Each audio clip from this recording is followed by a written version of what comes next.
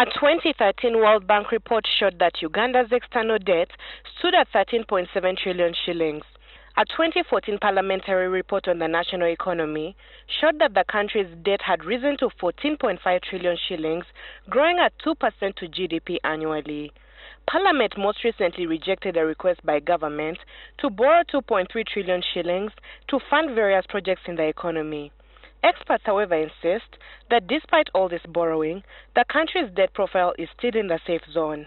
When you measure, for example, the present value of debt to GDP, which is really a measure of financial leverage of an economy, Uganda is in a very good shape. I think the ratio indicates about 31.5%.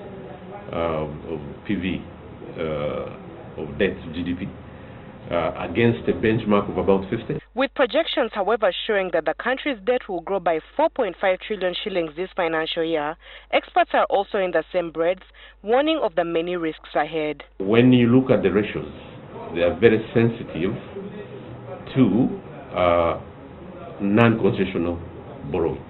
So as we contract, as the government contracts commercial debt, then of course ratios will change in the medium term.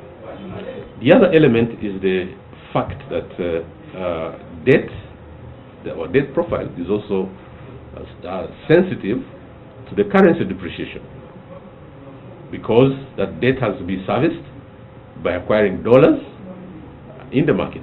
According to the civil society, for the country's debt to be brought under check, there's need to revise government operations right from the planning process. You cannot have a budget when you look through whose expenditure is largely recurrent in nature. You have to redirect the financing to development financing options so that then you can be able to generate your own resources as a country.